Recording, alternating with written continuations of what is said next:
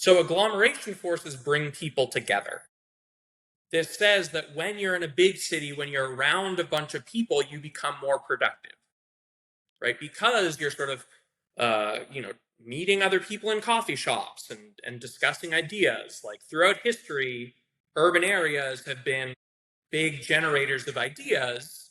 And we think that this is in part because of the seamless communication that people have in cities. They're able to transmit ideas very quickly. And we think that this makes more people more productive. There are like rigorous estimates of this, and it does show that people's wages are higher in higher density locations. But against this are congestion forces, which I think we all have a very intuitive understanding of, right? When there's more people, it takes longer to get to work because the roads are more filled. And so there's this horse race between these two forces, which is determining city size.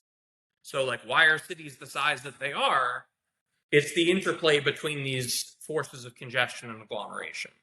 If there was no congestion, we'd all live in New York. I mean, that's not literally true, but there'd be more people in New York if congestion was weaker and agglomeration was stronger. Do you think that those big cities, New York, San Francisco, are doing a good job in leveling that out, or do you think that they need to revamp their policies?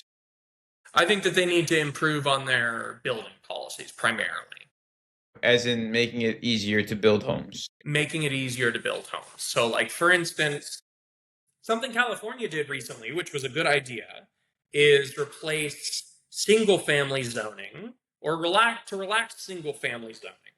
So it says they previously had it to where there are locations where if they're zoned single family, you can only build houses, like a house that one family lives in. And this was relaxed, I think, to the level of duplexes, where you can now build like side by side houses with two families in them, which is more dense. And you could go further. You could relax it to like townhouses and apartments. And I think single family zoning is mostly just a bad idea. But besides zoning, because obviously that might be the biggest factor in getting more homes and more people, how how much are we underestimating the economics behind getting a builder to actually go there and build and making it easier for them to build the homes there? Right. Well, getting a builder to build should be part of the true cost of building. The concern is not that building is expensive per se. The concern is that the private cost that people bear of building is distorted upwards. So if it is just hard to get people to come out to a construction site and work in the sun, and it is just expensive to get wood and metal and so on out there with them, then housing should be expensive because it's hard to make. It just is expensive to society. That's part of the true cost of housing.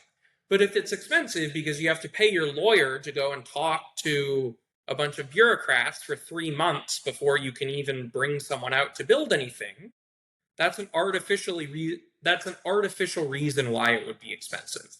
And so we don't want that. All, notwithstanding the fact like it shouldn't be completely laissez-faire, but notwithstanding some need for regulation.